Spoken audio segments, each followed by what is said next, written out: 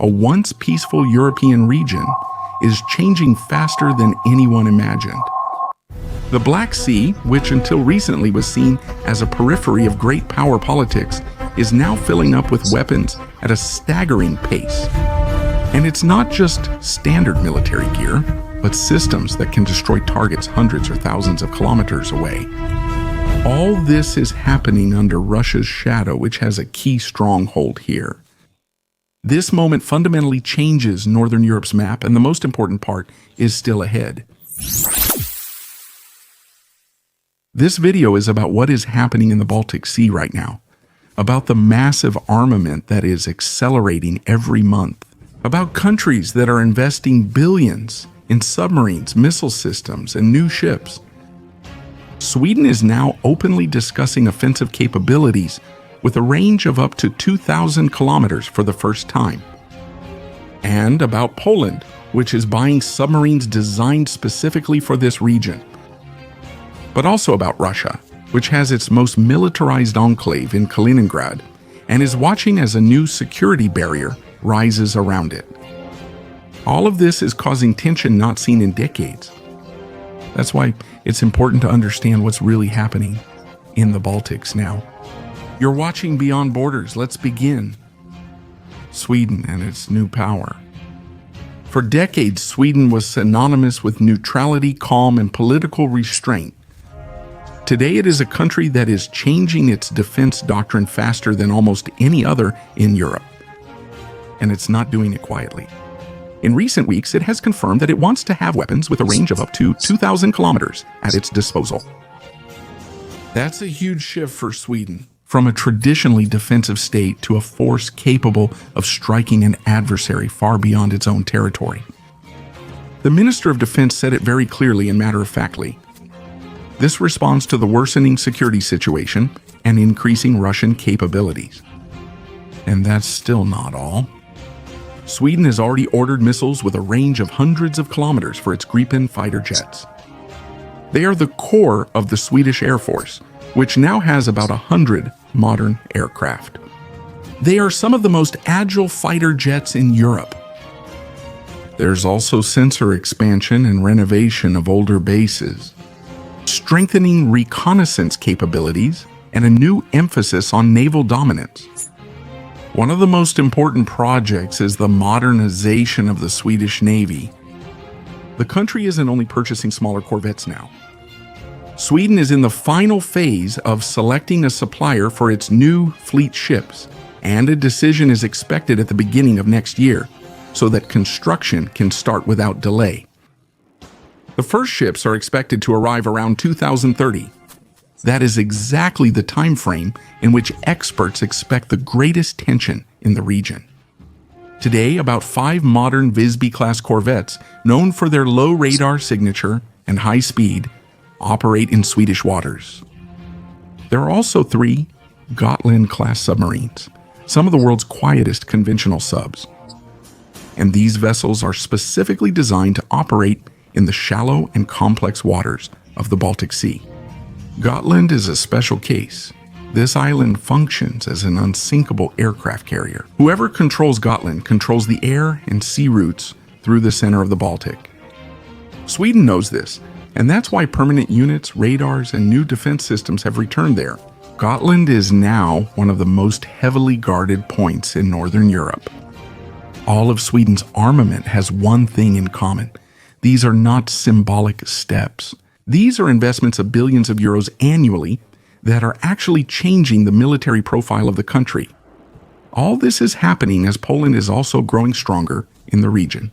And that's exactly where we're heading now, because Poland's plans might be even more ambitious.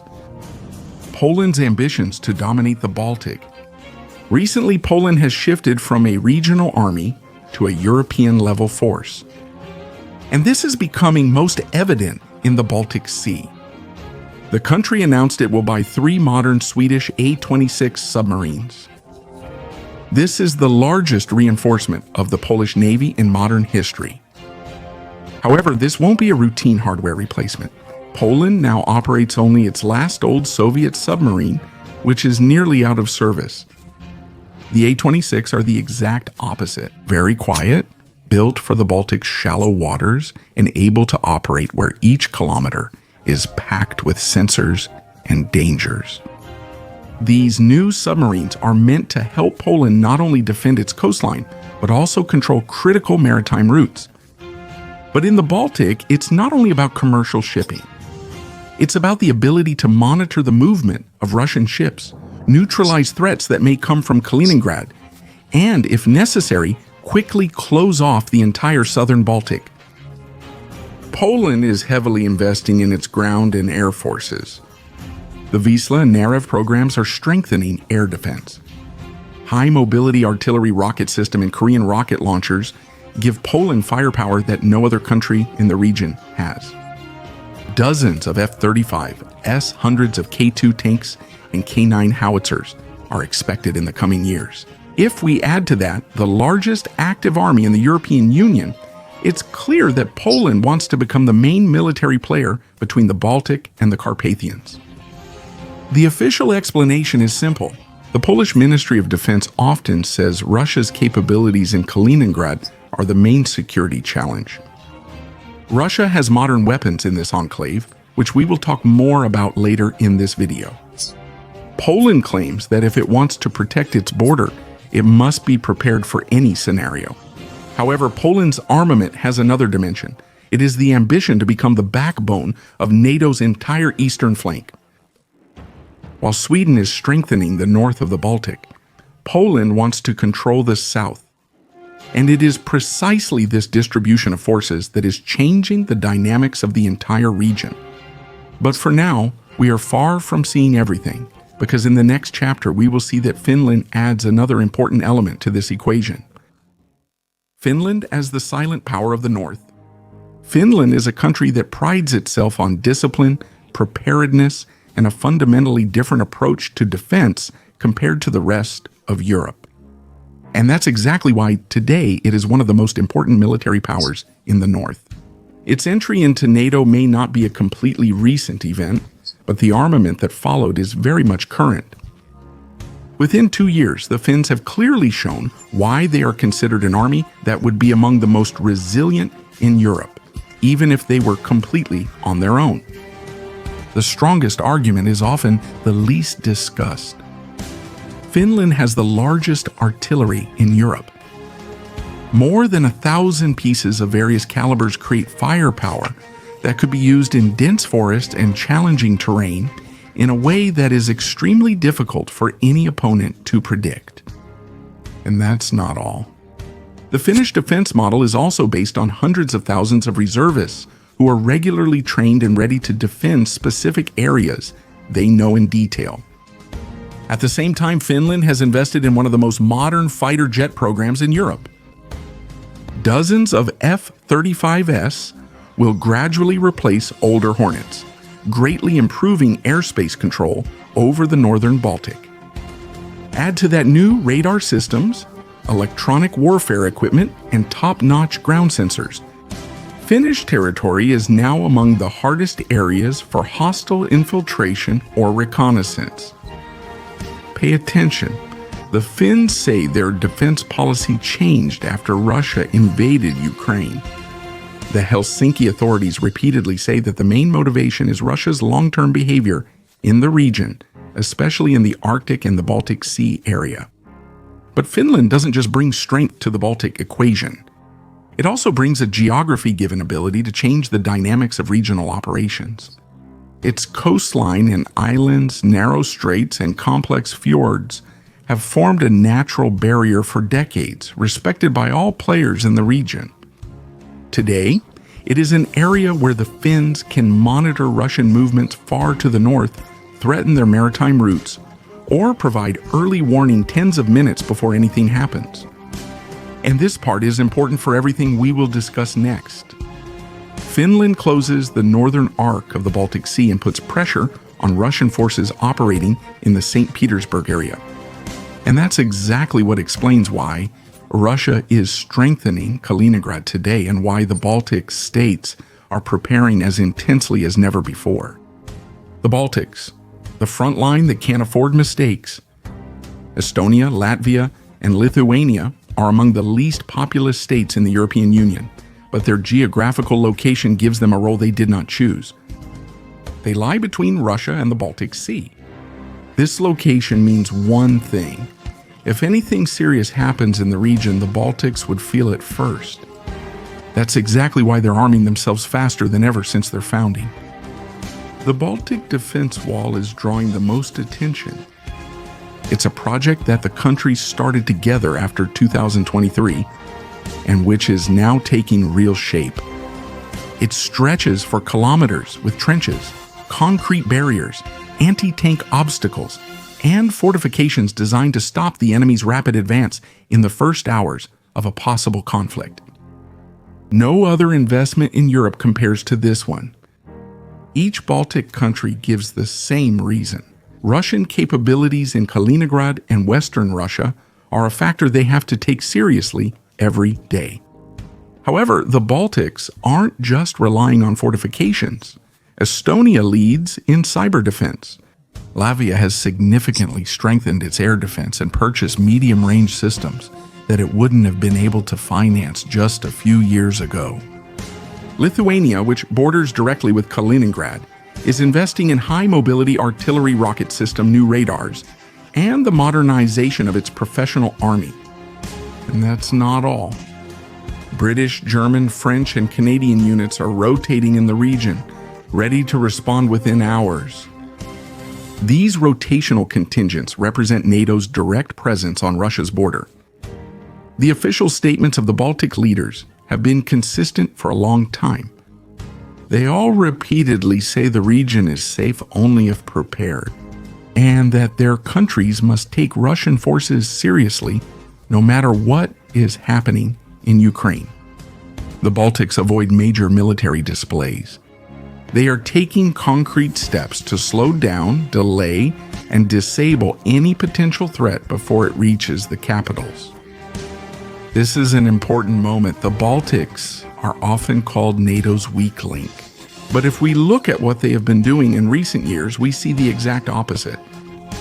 We see a region that is preparing more thoroughly than most of Europe. This preparation is exactly why we must understand Russia's actions in Kaliningrad. Because without this Russian stronghold, the militarization of the Baltic would never have taken off to the extent that we see today. Kaliningrad, the Russian stronghold in the middle of NATO. Kaliningrad is the only piece of Russia that doesn't border Russia.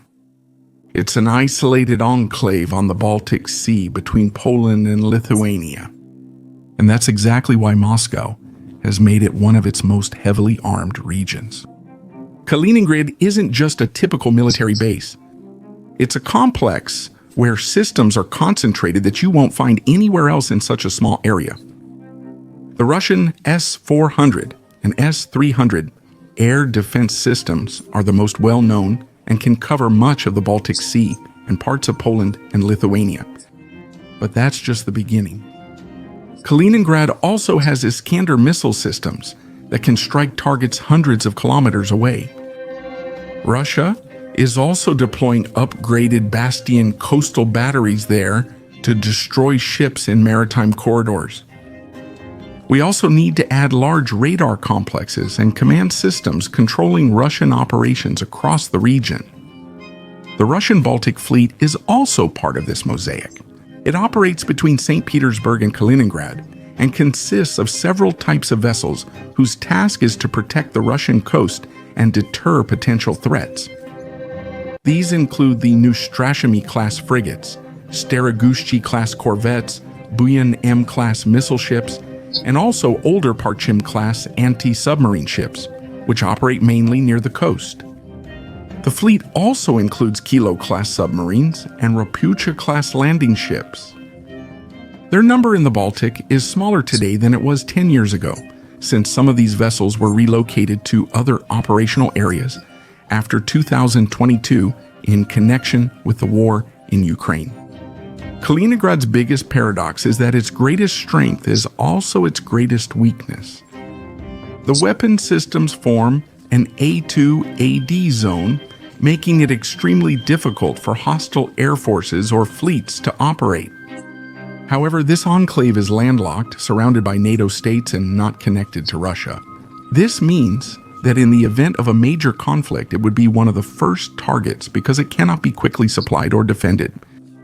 If you're interested in what a NATO attack on Kaliningrad would look like, check out my older video, which I dedicated entirely to this topic.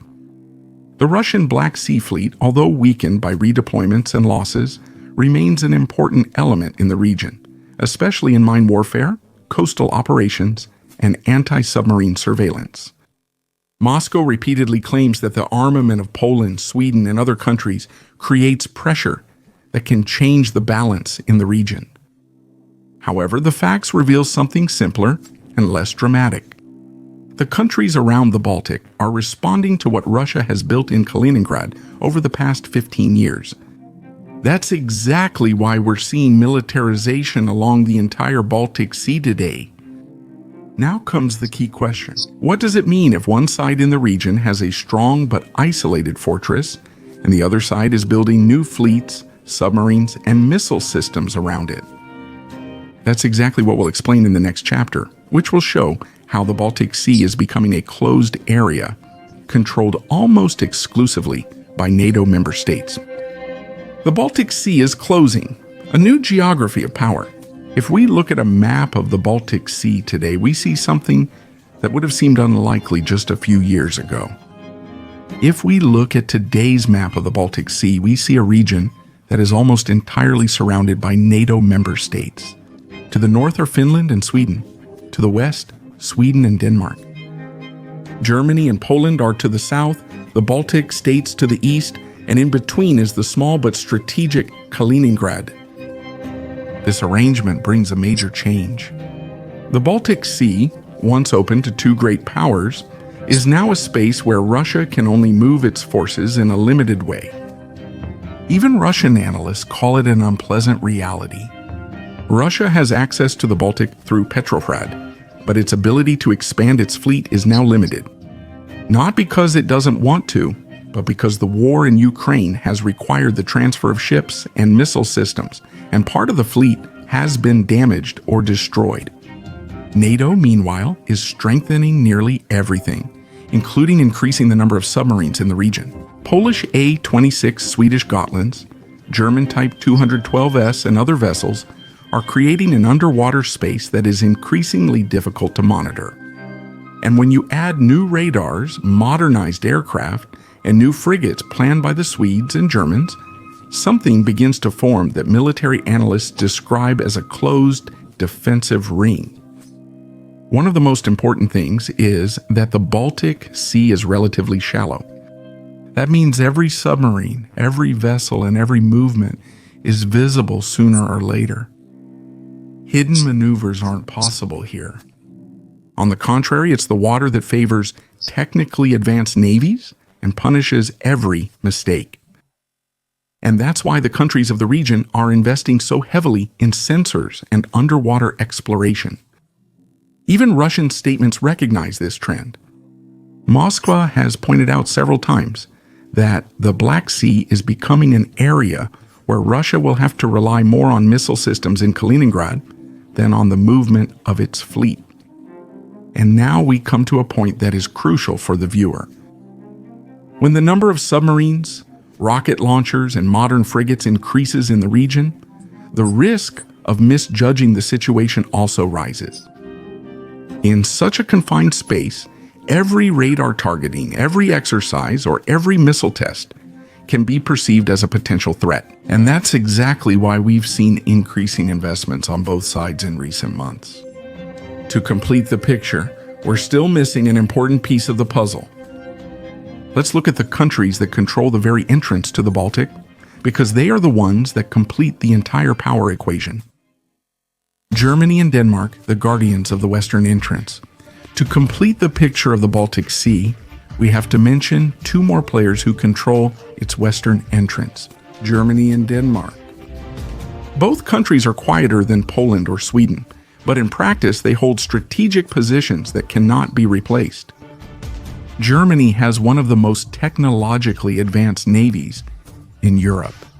Its Type 212A submarines are among the quietest conventional submarines in the world and fit perfectly into the shallow Baltic Sea environment. Berlin is also modernizing its frigates and strengthening coastal radars that monitor everything moving between Rügen and Danish waters. It's not a country that makes big military statements, but its presence forms the foundation of the Western Shield. Denmark is different. It's smaller, but its significance is enormous. It controls the Danish Straits, the only way to enter and exit the Baltic Sea. Every ship that wants to reach the Russian or Polish shores has to pass through there. That's why Denmark is investing in new corvettes and coastal systems to guard this gateway at a time when the security situation is changing rapidly. These two countries are quiet but shape the framework for the entire Western Baltic Sea. This framework explains why experts now discuss scenarios that the region wouldn't have considered seriously just a few years ago. When we look at everything together, we see the Baltic as a region that has closed itself off and is quickly changing its security situation. And this is exactly what explains where its entire development is heading. Conclusion: a region that is changing before our eyes. The Black Sea was on the sidelines for decades. It wasn't where great powers shaped history, nor was it a region stocked with modern weapons. Now, all countries along its shores are arming themselves. Some do it because of the rapidly changing environment, others because of historical experience, and others because developments in Kaliningrad in recent years have changed the balance in Europe. Sweden is developing new offensive capabilities for the first time. Poland is massively modernizing its land and naval forces. Finland is steadily boosting its defense to a level respected across Northern Europe. The Baltics are building fortresses that haven't been seen in this region since the Cold War. Germany and Denmark are controlling the gateway through which one can enter this area. Russia's most heavily armed position is in the region's center. Its presence is both a source of tension and a catalyst for the defense plans of other countries. This creates a new reality. The Baltic has become one of the most militarized areas in Europe, where every decision can have consequences far beyond the region's borders. It is a region of rising pressure and weapon buildup that will shape Northern Europe's security in the years ahead. The final question is simple. What will the future bring? Experts do not agree on the likelihood of conflict, but they all agree on one thing. The Baltic countries will never function as before. Preparations, modernization, and growing investments are part of their new identity. That's why we reviewed the whole picture today. To make it clear that what we see in the Black Sea is not a random coincidence, but a long-term process that is far from over. If you like the video, I'd appreciate a like and definitely subscribe so you don't miss the next ones I'm working on. You can support my work by expressing gratitude. To help the video reach more people, click on praise. Thank you.